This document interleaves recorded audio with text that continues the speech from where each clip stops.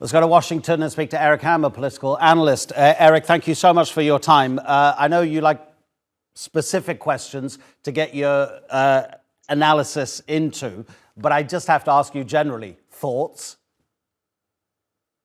Well, look, this is something that we all saw coming. We're talking about a party that was integral in fomenting an insurrection just 2 years ago. And now we see that insurrection taking place from within. And it's taking place on the floor of the House of Representatives. And also, and not a shameless plug, but I wrote a book exactly 10 years ago today that talked about a GOP civil war. And we're seeing now the second leg of that GOP civil war, and it's going to be what looks like a bloodbath.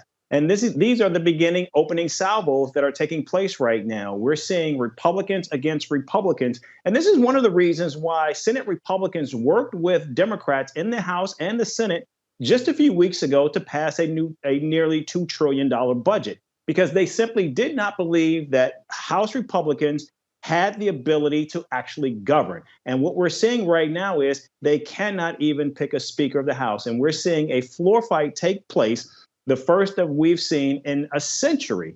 And right now, it is not only dragging down the party, it is dragging down the entire country, because legislative business has come to a complete standstill. And even more importantly, what we're seeing play out right now is the line of succession to the U.S. presidency has been broken. And so right now, this is very, very serious in terms of what we're seeing play out. Not only is Kevin McCarthy, who is vying to be the speaker, as seen as completely weak and ineffectual, but also the question becomes, how is there any way going forward that anyone can actually govern, let alone actually lead this caucus? Yeah, so who are these rebels, Eric? Apparently they're so right-wing they don't even listen to Donald Trump. So what do they want?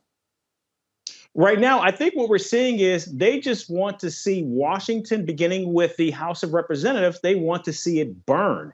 Because even these 20 individuals who have made clear that they will not back Kevin McCarthy, they haven't put forward an alternative, viable candidate to Kevin McCarthy, someone who could get to an actual 218 votes. In fact, I was in the well of the House of Representatives just yesterday, and we heard from Matt Gaetz, one of those never Kevin McCarthy opponents, who has said that he would much rather see the House Democratic Minority Leader Hakeem Jeffries become the speaker before he actually supports Kevin McCarthy. That is where we are right now. And today we saw those 20 put up an alternative to Kevin McCarthy, whereas just yesterday it was someone completely different. And so I think what we're seeing is grievance politics that has played out since the Tea Party was formed in the House of Representatives back during the Obama years. We've seen just how ugly and how mutated it has gone. And now what we're seeing is an inability to actually govern or lead to move the nation forward. Eric, thank you so much indeed. Really appreciate it. Eric Hammer in Washington.